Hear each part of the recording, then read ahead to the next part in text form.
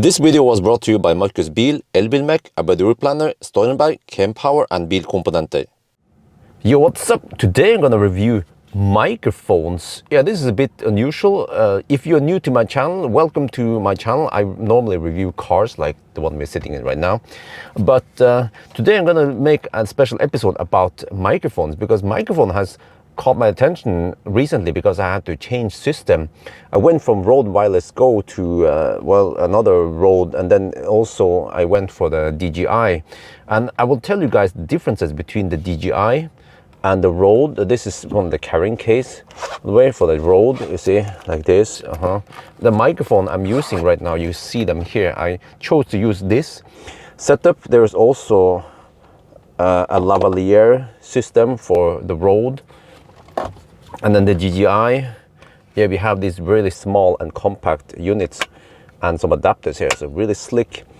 But okay, so the reason why I made this video is because I just want to highlight the differences. I feel like doing it. It's not a car review, so if you guys are interested in cars, you can just click out of this. But I think there are lots of people who are interested in the DJI versus Rode. And then the tech guys, they might also be car guys, so we might get some new subscriber in the channel. First of all, the background is that I have used the Røde Wireless Go in the beginning. You guys saw that, right? I always wore the black thing there. It was a different look. And then I eventually upgraded the Go 2, which had two senders and one receiver. So it was better in an interior situation. And then I went for something else because the Go 2 I had went semi-kaput.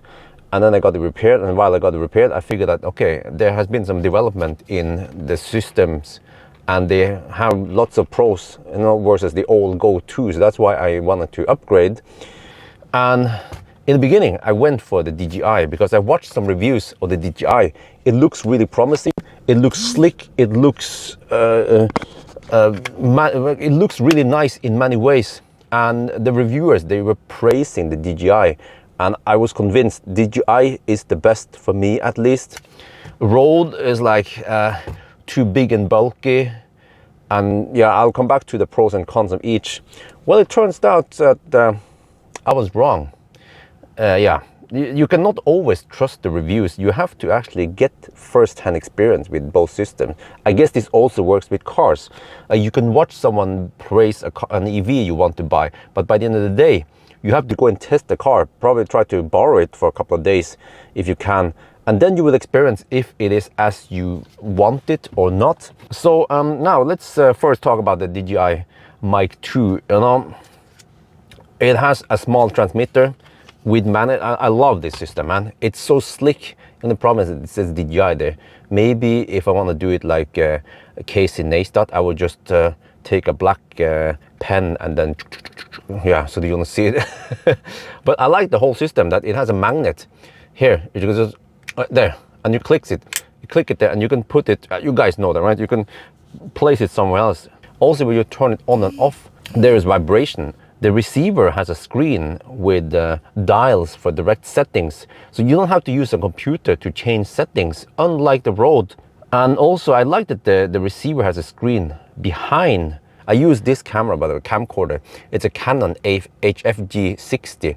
So many people who review cars, who review the stuff like this, they use typically a DSLR or a mirrorless camera. I'm probably one of the few guys who use a camcorder. The reason for it, because camcorder is ergonomically better for when I'm moving around in and out of car environment. But I can show you here that the receiver is nice in a camcorder situation. This is really nice that you see the screen there. You don't have to poke like up here to see something, unlike the Rode. It shows you gain there always, which is nice. So you can see that, okay, I'm supposed to have it -11. It's always -11. In case it changes, then I will see it right away. And another bonus is that the receiver can be used as a Bluetooth microphone. So you can connect it directly to the other DJI products and also to phones. I haven't tested it. Otherwise, this video is going to be way too long, but at least I will tell you guys my experience with both products. Another advantage with the DJI is that you can connect it directly to a computer and it pops up as a USB drive, and then you can start transferring files. When you power on the camcorder, you also power on the receiver. My older system, the DJI Go and DJI Go 2, didn't do that. So this new system does it, but also the Rode will also do it. So it's not really an advantage there. DJI has a 32-bit float recording. Probably don't have to explain too much about it, but it's like capturing a raw file in video. I mean, in picture. Right? You have a lot more headroom in case you have too high or too low levels. So you basically cannot have any clipping. Yeah, you can screw up, or actually, even if you screw up, you don't clip it. You just have the onboard recording that you get, and then you can just adjust it whatever you like there. And also the DJI have a nice feature, is noise reduction. It creates some weird underwater effect, but at least there's some noise reduction in case you need it for something with strong background noise. Now the disadvantage with the DJI is that it has a narrow polar pattern. So I think I switched now between them so you can hear the differences. So we placed them quite similar, but for some reason the DJI sounds more muffled. It has a narrower polar pattern, which is like the polar pattern means that a microphone has an angle of where it works best, and then the frequency response actually changes the way you angle it. And this is the problem, because when I look at other reviewers when they review DJI, they probably had it on some kind of stand in a studio, and they were pointed in perfect direction towards you. So then the DJI sounded okay, but when I use it, it sounded very muffled. Lots of people complain about this, and I didn't like it. It was lacking that extra treble in the S sounds or whatever out there, right? And in the environment also, whereas the Rode sounds more natural in my opinion. It just has a more complete frequency response. The dead cat cannot be mounted in here while it is in the case. That is not the case here actually for the Rode, but I always use dead cat. Now is actually the only time I'm not using dead cat, but because of the nature of my filming style, I always go out of the car, shooting some outside, some inside. I'm not in a studio, and that's why if there's wind outside and you have wind noise and you don't have dead cat, that sounds horrible. It sounds very amateur. So I always wear the dead cat, and that's why it would be great to use the dead cat and don't have to disconnect the dead cat every time you want to use the case. And then there are actually many reasons to use the case. But also one thing I found about the DJI was that there was some clicking and desync sound. Several other people also had this clicking sound, but you couldn't really hear what was the problem. I noticed this, that when I used two receivers and I was in an interview situation, I was talking to Valdemar, we were just about 1-2 meters apart, some desyncing occurred. This also happened when I was recording music and I had both senders attached inside the car and I played music. You can hear that it was getting out of sync, especially in the bass. So what happens is that left and right channel is just maybe a couple of tenths of milliseconds, or we're talking about milliseconds of desync. You can see it in the video editor. It gets out of sync, but then after roughly 30 seconds, there is a little click, and then it's synced. But then it then slides out of sync again. It happens all the time. But they fixed that in the firmware update. You have to update it to version 04.04.05 or something. That came out in the 26th of April. One other problem is that this coal shoe here is it's too loose. You see, when I put it there, coal shoe is just too loose. The Rode has a clip, so the clip stays tighter. But I found a solution. I just put something here, they call häftemasse. I put something here that is sticky, and then I just push it in, and it stays there. So that's nice. The Rode, in a way, it is better in a way, because it clips better to the coal shoe. The cable that comes with the DJI actually detaches easier. When I'm gonna operate this screen here, I have to swipe down to do some operations, and it's actually harder to swipe down. Swiping up is easier, but because of the nature of the camcorder, you see here, there is not much space here, but many people who uses these microphones, they use a mirrorless system or a DSLR, then you usually have space under here. So maybe DJI never thought of that when they designed this, that it's going to be used on a camcorder and that it's there and not here. I could use, no, actually I cannot use this. This is a hot shoe, so I need to mount it on a cold shoe with this for the front. So that is a bit cumbersome. When every time I want to swipe down, it's like a little bit harder. And also one problem is that I accidentally bump on the wheel. And the way I do it is that whenever I'm done with the recording, I just I power down the camcorder, I put it in a bag. But then if I'm too quick with it, then the receiver doesn't power down fast enough. And then I accidentally bump into the wheel and then it changes gain. And if I don't pay attention, suddenly the gain has changed. It happened in some of the early videos. So I have to pay attention that it is always minus 11 decibel before I shoot. Another minus with the DJI is that the dead cat is not completely black.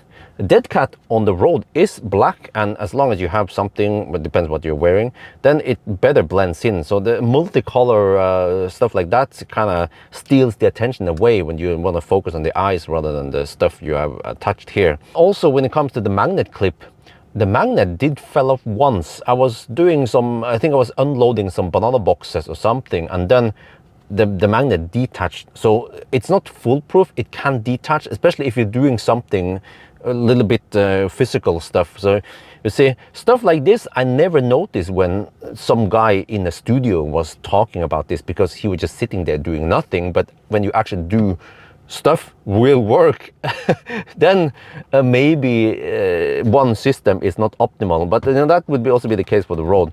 And when it comes to the firmware, you have to download the files on your computer first, and then you connect each unit, and then you copy the file over to the base folder, and then when you power it on, it will automatically update. But if you have auto recording enabled like I do, auto recording will automatically start recording it, and then that blocks for any operations for updating. So you have to go and turn off auto recording, and then you can update it. And then I want to turn on auto recording again. But just the fact that you have to download these files and then put it on each unit and then power it on to wait for it to update, it becomes kind of cumbersome, especially when we can see how Rode works. So now we're gonna talk about Rode. What is the good points with the Rode? So Rode has wider polar pattern, we mentioned that, so it actually sounds better in more angles. And just like the DJI, we have onboard storage, but Rode offers 32 gig and then DJI offers only 8 gig. Now 8 gig is still plenty for recording whatever you want to record, but I have found myself just letting the Rode record, you know, when I'm typically on a driving test, like a 1,000 kilometer challenge or something.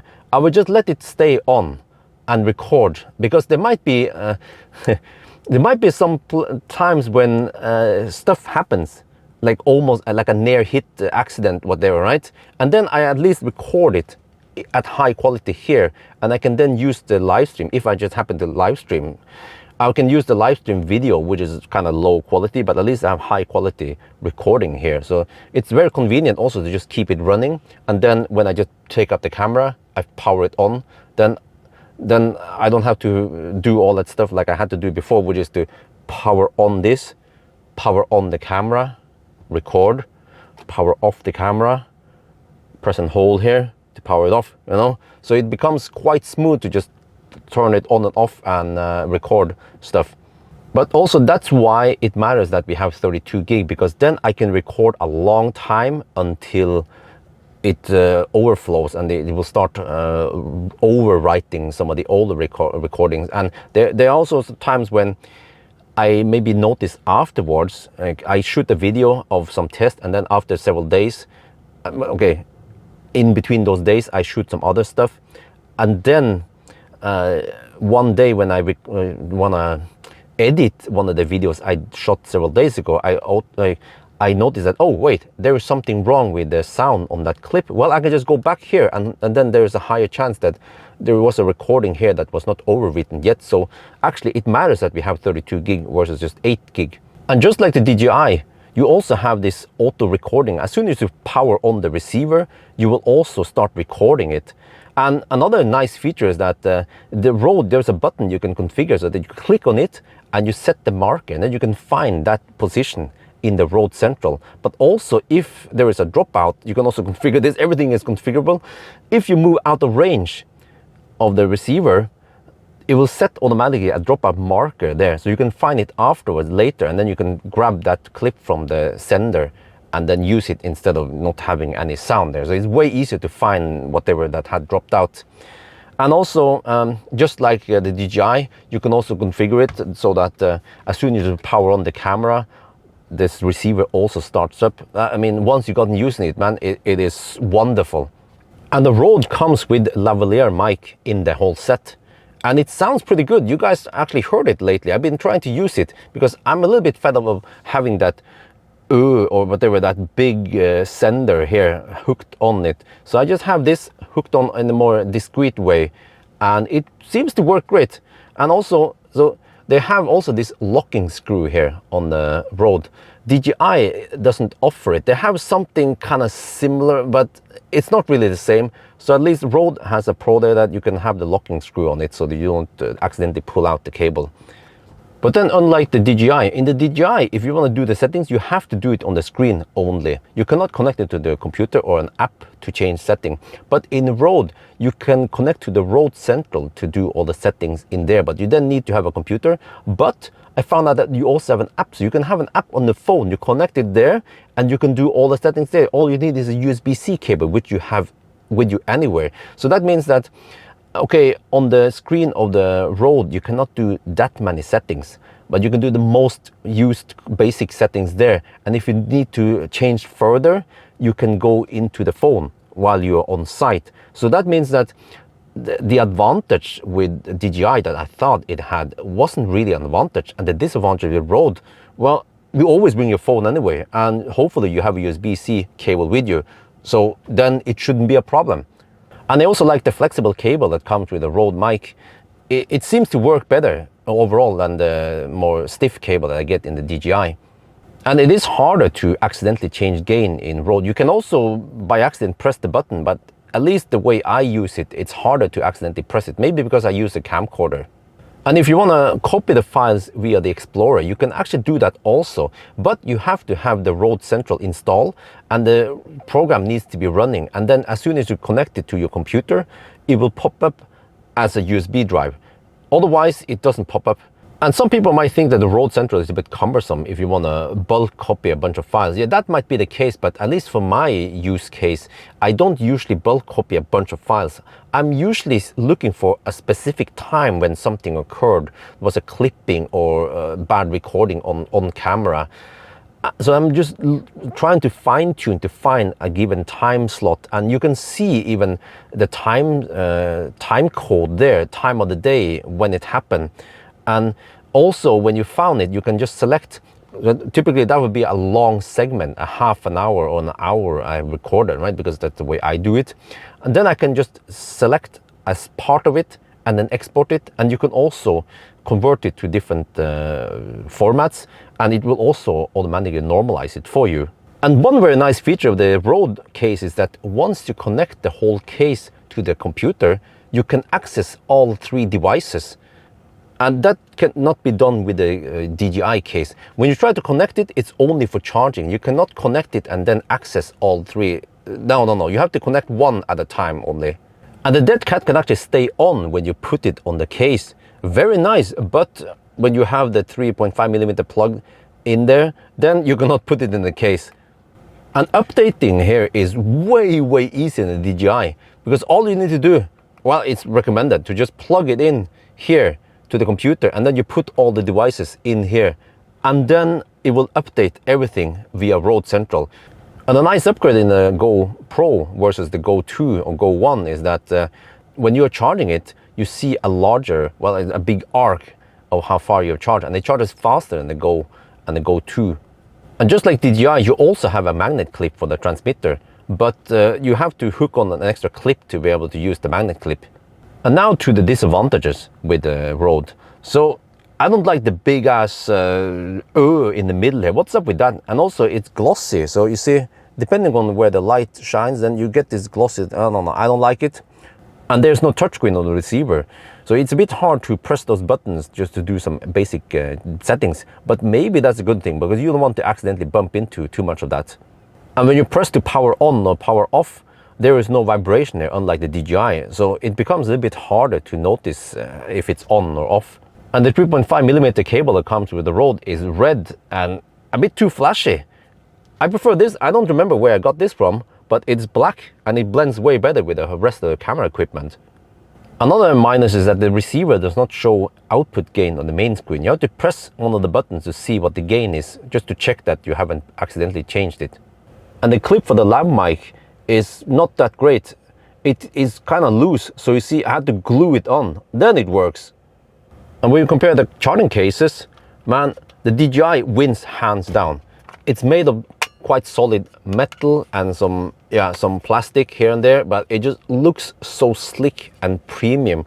Whereas the Rode, like, it looks like a toy in comparison. And also there are two cases that comes with it, the Rode, and the one is for the charging case and the other one is for accessories, and they look very similar, so it's very easy for me to confuse cases. But that's not the case for DJI. And that's it for the microphone review. But don't worry guys, I will review cars, not microphone. This is like one of the few cases where I literally review a case. So yeah, which one do you like the most, DJI or Rode? All right, let me know in the comment section. So that's going to be it for now. I hope you guys enjoyed this video. As always, thank you for watching and talk to you later.